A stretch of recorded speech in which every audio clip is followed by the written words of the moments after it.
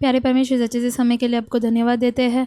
आज के इस बाइबल वचन में भाग लेकर इसे पढ़ने के लिए हमें एक सुंदर सा मौका दिया, इसलिए धन्यवाद करते हैं। आप हमें चलाइए, यीशु मसीह के नाम से मांगते पिता, आमीन।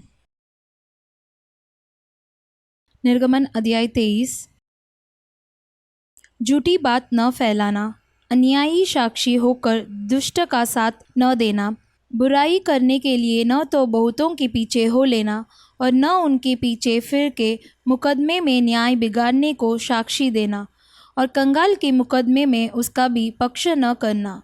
यदि तेरे शत्रु का बैल या गदहा भटकता हुआ तुझे मिले तो उसे उसके पास अवश्य फेर ले आना।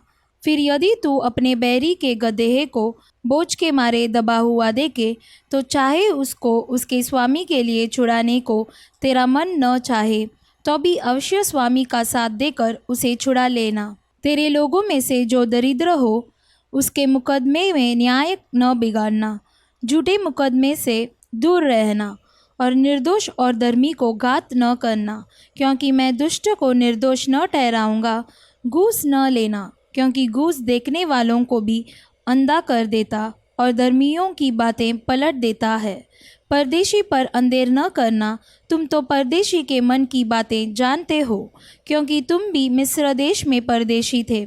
6 वर्ष तो अपनी भूमि में बोना और उसकी उपज इकट्ठी करना, परंतु 7वें वर्ष में उसको पड़ती रहने देना और वैसा ही छोड़ देना, तो तेरे भाई बंधुओं में के दरिद्र लोग उससे खाने पाएं, और जो कुछ उनसे भी बचे वह बेनैले पशुओं के खाने के काम में आए। अपनी दाख और जैतून की बारियों से भी ऐसे ही करना। 6 दिन तक अपना कामकाज करना और 7वें दिन विश्राम करना, ताकि तेरे बैल और गधे सुस्ताएं और तेरी दासियों के बेटे और परदेशी भी अपना जी ठंडा कर सके। जो कुछ मैंने तुमसे कहा है उसमें सावधान रहना और दूसरे देवताओं के नाम की चर्चा न करना, वरन वे तुम्हारे मुंह से सुनाई भी न दे। प्रति वर्ष 3 बार मेरे लिए पर्व मानना। अख़मीरी रोटी का पर्व मानना, उसमें मेरी आज्ञा के अनुसार अबीब महीने के नियत समय पर 7 दिन तक अख़मीरी रोटी खाया करना, क्योंकि उसी महीने में तुम मिस्र से निकल आए थे। मुझको कोई चूचे हाथ अपना मुँह न दिखाए जब तेरी बोई हुई खेती की पहली उपज तैयार हो। तब कटनी का पर्व मानना। वर्ष के अंत में जब तू परिश्रम के फल बटोर के ढेर लगाए तब बटोरन का पर्व मानना। प्रति वर्ष 3 बार तेरे सब पुरुष प्रभु यहोवा को अपना मुँह दिखाएं। मेरे बलि पशु का लहू ख़मीरी रोटी के संग न चढ़ाना, और न मेरे पर्व के उत्तम बलिदान में से कुछ सबेरे तक रहने देना।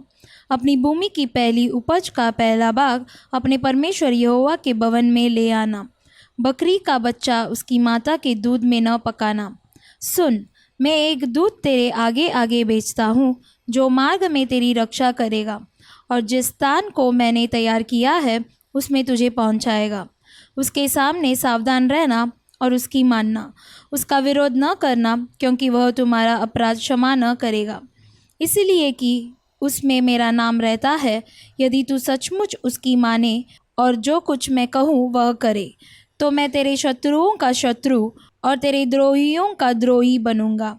इस रीति मेरा दूत तेरे आगे आगे चलकर तुझे यमोरी, ईथी, परिजी, कनानी, हिबी और यबूसी लोगों के यहाँ पहुँचाएगा, और मैं उनका सत्यानाश कर डालूँगा। उनके देवताओं को दंडवत न करना और न उनकी उपासना करना और न उनके से काम करना, वरन उन मूर्तों का पूरी रीति से सत्यानाश कर डालना और उन लोगों की लोटों को टुकड़े टुकड़े कर देना और उन लोगों की लाटों को टुकड़े टुकड़े कर देना। तू अपने परमेश्वर यहोवा की उपासना करना, तब वह तेरे अन्न जल पर आशीष देगा और तेरे बीच में से रोग दूर करेगा। तेरे देश में न तो किसी का गर्भ गिरेगा और न कोई बांझ होगी, और तेरी आयु में पूरी करूँगा। जितने लोगों के बीच तू जाएगा उन सबों के मन में मैं अपना भय पहले से ऐसा समवा दूंगा कि उनको व्याकुल कर दूंगा। और मैं तुझे सब शत्रुओं की पीठ दिखाऊंगा, और मैं तुझसे पहले बर्रों को भेजूंगा जो हिबी, कनानी और हिती लोगों को तेरे सामने से भगा के दूर कर देंगी। मैं उनको तेरे आगे से एक ही वर्ष में न निकाल दूंगा। ऐसा न हो कि देश उजाड़ हो जाए और बनैले पशु बढ़कर तुझे दुख देने लगे। जब तक तू फूल फल कर देश को अपने अधिकार में न कर ले, तब तक मैं उन्हें तेरे आगे से थोड़ा थोड़ा करके निकालता रहूँगा। मैं लाल समुद्र से लेकर पलिश्तियों के समुद्र तक और जंगल से लेकर महानद तक के देश को तेरे वश में कर दूंगा। मैं उस देश के निवासियों को भी तेरे वश में कर दूंगा और तू उन्हें अपने सामने से बरबस निकालेगा। तू न तो उनसे वाचा बांधना और न उनके देवताओं से, वे तेरे देश में रहने न पाएं। ऐसा न हो कि वे तुझ से मेरे विरुद्ध पाप कराएं, क्योंकि यदि तू उनके देवताओं की उपासना करे तो यह तेरे लिए फंदा बनेगा। आमीन। निर्गमन अध्याय 24। फिर उसने मूसा से कहा, तू हारून, नादाब, अबीहू और इज़राइलियों के 70 पुरनियों समेत यहोवा के पास ऊपर आकर दूर से दंडवत करना। केवल मूसा यहोवा के समीप आए, परंतु वे समीप न आए और दूसरे लोग उसके संग ऊपर न आए। मूसा ने लोगों के पास जाकर यहोवा की सब बातें और सब नियम सुना दिए। तब सब लोग एक स्वर में बोल उठे, जितनी बातें यहोवा ने कही है उन सब बातों को हम मानेंगे। तब मूसा ने यहोवा के सब वचन लिख दिए और बड़े सबेरे उठकर पर्वत के नीचे एक वेदी और इज़राइल के 12 गोत्रों के अनुसार 12 खम्भे भी बनवाए। तब उसने कई इज़राइली जवानों को भेजा, जिन्होंने यहोवा के लिए होम बलि और बैलों के लिए मेल बलि चढ़ाए। और मूसा ने आधा लहू लेकर कटोरों में रखा और आधा वेदी पर छिड़क दिया। तब वाचा की पुस्तक को लेकर लोगों को पढ़कर सुनाया। उसे सुनकर उन्होंने कहा, जो कुछ यहोवा ने कहा है उस सब को हम करेंगे और उसकी आज्ञा मानेंगे। तब मूसा ने लहू लेकर लोगों पर छिड़क दिया और उनसे कहा, देखो, यह उस वाचा का लहू है जिसे यहोवा ने इन सब वचनों पर तुम्हारे साथ बांधी है। तब मूसा, हारून, नादाब, अबीहू और इज़राइलियों के 70 पुरनिये ऊपर गए और इज़राइल के परमेश्वर का दर्शन किया। और उसके चरणों तले नीलमणि का चबूतरा सा कुछ था, जो आकाश के तुल्य ही स्वच्छ था। और उसने इज़राइलियों के प्रधानों पर हाथ न बढ़ाया। तब उन्होंने परमेश्वर का दर्शन किया और खाया पिया। तब यहोवा ने मूसा से कहा, पहाड़ पर मेरे पास चढ़ आ और वहीं रह, और मैं तुझे पत्थर की पटियाएँ और अपनी लिखी हुई व्यवस्था और आज्ञा दूंगा कि तू उनको सिखाए। तब मूसा यहोशू नामक अपने सेवक समेत परमेश्वर के पर्वत पर चढ़ गया और पुरनियों से वह यह कह गया, जब तक हम तुम्हारे पास फिर न आए तब तक तुम यही हमारी बाट जोहते रहो। और सुनो, हारून और हूर तुम्हारे संग है। यदि किसी का मुकदमा हो तो उन्हीं के पास जाए। तब मूसा पर्वत पर चढ़ गया और बादल ने पर्वत को छा लिया। तब यहोवा के तेज ने सीनाई पर्वत पर निवास किया और वह बादल पर 6 दिन तक छाया रहा। और 7वें दिन उसने मूसा को बादल के बीच में से पुकारा। इज़राइलियों की दृष्टि में यहोवा का तेज पर्वत की चोटी पर प्रचंड आग के समान दिखाई पड़ता था। तब मूसा बादल के बीच में प्रवेश करके पर्वत पर चढ़ गया और मूसा पर्वत पर 40 दिन और 40 रात रहा। आमीन। निर्गमन अध्याय 25। यहोवा ने मूसा से कहा, इज़राइलियों से यह कहना कि मेरे लिए भेंट लाएं। जितने अपनी इच्छा से देना चाहे उन्हीं सबों से मेरी भेंट लेना। और जिन वस्तुओं की भेंट उनसे लेनी है वे ये है, अर्थात सोना, चांदी, पीतल, नीले, बैंगनी और लाल रंग का कपड़ा, सूक्ष्म सनी का कपड़ा, बकरी का बाल, लाल रंग से रंगी हुई मेढ़ों की खालें, सुइसों की काले, बबूल की लकड़ी, उजियाले के लिए तेल, अभिषेक के लिए तेल के लिए और सुगंधित धूप के लिए सुगंध द्रव्य, येपोद और चपरास के लिए सुलैमानी पत्थर और जड़ने के लिए मणि। और वे मेरे लिए एक पवित्र स्थान बनाएं कि मैं उनके बीच निवास करूं। जो कुछ मैं तुझे दिखाता हूँ, अर्थात निवास स्थान और उसके सब सामान का नमूना, उसी के अनुसार तुम लोग उसे बनाना। बबूल की लकड़ी का एक संदूक बनाया जाए। उसकी लंबाई 2.5 हाथ और चौड़ाई और ऊंचाई 1.5 हाथ की हो। और उसको चौके सोने से भीतर और बाहर मढ़वाना, और संदूक के ऊपर चारों ओर सोने की बाड़ बनवाना, और सोने के 4 खड़े डलवा कर उसके चारों पाइयों पर एक और 2 खड़े और दूसरी ओर भी 2 खड़े लगवाना। फिर बबूल की लकड़ी के डंडे बनवाना और उन्हें भी सोने से मढ़वाना, और डंडों को संदूक के दोनों ओर के खड़ों में डालना, जिससे उनके बल संदूक उठाया जाए। वे डंडे संदूक के खड़ों में लगे रहे और उससे अलग न किए जाएं। और जो साक्षी पत्र मैं तुझे दूंगा उसे उसी संदूक में रखना। फिर चौके सोने का एक प्रायश्चित का ढकना बनवाना, उसकी लंबाई 2.5 हाथ और चौड़ाई 1.5 हाथ की हो, और सोना डालकर 2 करूब बनवाकर प्रायश्चित के ढकने के दोनों सिरों पर लगवाना। एक करूब एक सिरे पर और दूसरा करूब दूसरे सिरे पर लगवाना, और करूबों को और प्रायश्चित के ढकने को एक ही टुकड़े से बनाकर उसके दोनों सिरों पर लगवाना। उन करूबों के पंख ऊपर से ऐसे फैले हुए बने कि प्रायश्चित का ढकना उनसे ढपा रहे, और उनके मुख आमने सामने और प्रायश्चित के ढकने की ओर रहे, और प्रायश्चित के ढकने को संदूक के ऊपर लगवाना। और जो साक्षी पत्र मैं तुझे दूंगा उसे संदूक के भीतर रखना। मैं उसके ऊपर रहकर तुझसे मिला करूँगा, और इज़राइलियों के लिए जितनी आज्ञाएँ मुझको तुझे देनी होगी उन सबों के विषय में प्रायश्चित के ढकने के ऊपर से और उन करूबों के बीच में से जो साक्षी पत्र के संदूक पर होंगे तुझसे वार्तालाप किया करूँगा। फिर बबूल की लकड़ी की एक मेज बनवाना, उसकी लंबाई 2 हाथ, चौड़ाई 1 हाथ और ऊंचाई 1.5 हाथ की हो।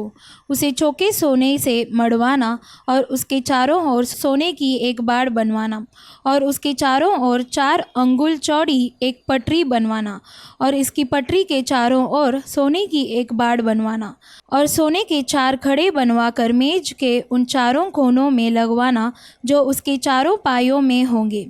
वे खड़े पटरी के पास ही हो, और डंडों के घरों का काम दे कि मेज उन्हीं के बल उठाई जाए। डंडों को बबूल की लकड़ी के बनवाकर सोने से मढ़वाना, और मेज उन्हीं से उठाई जाए। और उसके परात और धूपदान और चमचे और उंडलने के कटोरे सब चौके सोने के बनवाना। और मेज पर मेरे आगे बेंट की रोटियां नित्य रखा करना। फिर चौके सोने की एक दीवट बनवाना, सोना डलवा कर वह दीवट पाए और डंडी सहित बनाया जाए। उसके पुष्पकोश, गांठ और फूल सब एक ही टुकड़े के बने, और उसके किनारों से 6 डालियां निकले। 3 डालियां तो दीवट के एक ओर से और 3 डालियां उसके दूसरी ओर से निकली हुई हो। एक एक डाली में बादाम के फूल के समान 3-3 पुष्पकोश, एक एक गांठ और एक एक फूल हो। दीवट से निकली हुई 4 डालियों का यही आकार या रूप हो, और दीवट की डंडी में बादाम के फूल के समान 4 पुष्पकोश अपनी अपनी गांठ और फूल समेत हो। और दीवट से निकली हुई 4 डालियों में से 2-2 डालियों के नीचे एक एक गांठ हो। वे दीवट समेत एक ही टुकड़े के बने हुए हो। उनकी गांठें और डालियां सब दीवट समेत एक ही टुकड़े की हो। चौका सोना डलवाकर पूरा दीवट एक ही टुकड़े का बनवाना, और 7 दीपक बनवाना, और दीपक जलाए जाएं कि वे दीवट के सामने प्रकाश दें। उसके गुलतराश और गुलदान सब चौके सोने के हो। वह सब इन समस्त सामान समेत किक्कार भर चौके सोने का बने, और सावधान रहकर इन सब वस्तुओं को उस नमूने के समान बनवाना जो तुझे इस पर्वत पर दिखाया गया है। आमीन। मरकुस अध्याय 13। जब वह मंदिर से निकल रहा था तो उसके चेलों में से एक ने उससे कहा, हे गुरु, देख कैसे विशाल पत्थर और कैसे भव्य भवन है। यीशु ने उससे कहा, क्या तुम ये बड़े बड़े भवन देखते हो? यहाँ पत्थर पर पत्थर भी बचा न रहेगा, जोड़ाया न जाएगा। जब वह जैतून के पहाड़ पर मंदिर के सामने बैठा था तो पतरस और याकूब और यूहन्ना और अंद्रियास ने अलग जाकर उससे पूछा, हमें बता कि ये बातें कब होंगी, और जब ये सब बातें पूरी होने पर होंगी उस समय का क्या चिन्ह होगा? यीशु उनसे कहने लगा, चौकस रहो कि कोई तुम्हें न भरमाए। बहुतेरे मेरे नाम से आकर कहेंगे, मैं वही हूँ, और बहुतों को भरमाएंगे। जब तुम लड़ाइयाँ और लड़ाइयों की चर्चा सुनो तो न घबराना, क्योंकि इनका होना अवश्य है, परंतु उस समय अंत न होगा। क्योंकि जाति पर जाति और राज्य पर राज्य चढ़ाई करेगा, हर कहीं भूकंप होंगे और अकाल पड़ेंगे। यह तो पीड़ाओं का आरंभ ही होगा। परंतु तुम अपने विषय में चौकस रहो, क्योंकि लोग तुम्हें महासभाओं में सौंपेंगे और तुम पंचायतों में पीटे जाओगे और मेरे कारण हाकिमों और राजाओं के आगे खड़े किए जाओगे, ताकि उनके लिए गवाही हो। पर अवश्य है कि पहले सुसमाचार सब जातियों में प्रचार किया जाए। जब वे तुम्हें ले जाकर सौंपेंगे तो पहले से चिंता न करना कि हम क्या कहेंगे, पर जो कुछ तुम्हें उसी घड़ी बताया जाए वही कहना, क्योंकि बोलने वाले तुम नहीं हो, परंतु पवित्र आत्मा है। बाई को बाई और पिता को पुत्र घात के लिए सौंपेंगे, और बच्चे माता पिता के विरोध में उठकर उन्हें मरवा डालेंगे। और मेरे नाम के कारण सब लोग तुमसे बैर करेंगे, पर जो अंत तक धीरज धरे रहेगा उसी का उद्धार होगा। अतः जब तुम उस उजाड़ने वाली घृणित वस्तु को जहाँ उचित नहीं वहाँ खड़ी देखो, पढ़ने वाला समझ ले, तब जो यहूदियों में हो वे पहाड़ों पर भाग जाएं, जो छत पर हो वह अपने घर से कुछ लेने को नीचे न उतरे और न भीतर जाए, और जो खेत में हो वह अपना कपड़ा लेने के लिए पीछे न लौटे। उन दिनों में जो गर्भवती और दूध पिलाती होंगी उनके लिए हाय हाय। और प्रार्थना किया करो कि यह जाड़े में न हो, क्योंकि वे दिन ऐसे क्लेश के होंगे कि सृष्टि के आरंभ से जो परमेश्वर ने सृजी है अब तक न तो हुए और न फिर कभी होंगे। यदि प्रभु उन दिनों को न घटाता तो कोई प्राणी भी न बचता, परंतु उन चुने हुओं के कारण जिनको उसने चुना है उन दिनों को घटाया। उस समय यदि कोई तुमसे कहे देखो मसीह यहाँ है या देखो वहाँ है, तो प्रतीति न करना, क्योंकि झूठे मसीह और झूठे भविष्यद्वक्ता उठ खड़े होंगे और चिन्ह और अद्भुत काम दिखाएंगे, कि यदि हो सके तो चुने हुओं को भी बरमा दे। पर तुम चौकस रहो, देखो मैंने तुम्हें सब बातें पहले ही से बता दी है। उन दिनों में उस क्लेश के बाद सूरज अंधेरा हो जाएगा और चांद प्रकाश न देगा, और आकाश से तारागण गिरने लगेंगे और आकाश की शक्तियाँ हिलाई जाएंगी। तब लोग मनुष्य के पुत्र को बड़ी सामर्थ्य और महिमा के साथ बादलों में आते देखेंगे। उस समय वह अपने दूतों को भेजकर पृथ्वी के इस छोर से आकाश के उस छोर तक चारों दिशाओं से अपने चुने हुए लोगों को इकट्ठा करेगा। अंजीर के पेट से यह दृष्टांत सीखो, जब उसकी डाली कोमल हो जाती और पत्ते निकलने लगते हैं तो तुम जान लेते हो कि ग्रीष्मकाल निकट है। इसी प्रकार जब तुम इन बातों को होते देखो तो जान लो कि वह निकट है, वरन द्वार ही पर है। मैं तुमसे सच कहता हूँ कि जब तक ये सब बातें न हो लेंगी तब तक ये लोग जाते न रहेंगे। आकाश और पृथ्वी टल जाएंगे, परंतु मेरी बातें कभी न टलेंगी। उस दिन या उस घड़ी के विषय में कोई नहीं जानता, न स्वर्ग के दूत और न पुत्र, परंतु केवल पिता। देखो जागते और प्रार्थना करते रहो, क्योंकि तुम नहीं जानते कि वह समय कब आएगा। यह उस मनुष्य की सी दशा है जो परदेश जाते समय अपना घर छोड़ जाए और अपने दासों को अधिकार दे और हर एक को उसका काम बता दे और द्वारपाल को जागते रहने की आज्ञा दे। इसलिए जागते रहो, क्योंकि तुम नहीं जानते कि घर का स्वामी कब आएगा, सांझ को या आधी रात को, या मुर्ग के बांग देने के समय या बोर को। ऐसा न हो कि वह अचानक आकर तुम्हें सोते पाए। और जो मैं तुमसे कहता हूँ वही सबसे कहता हूँ, जागते रहो। आमीन।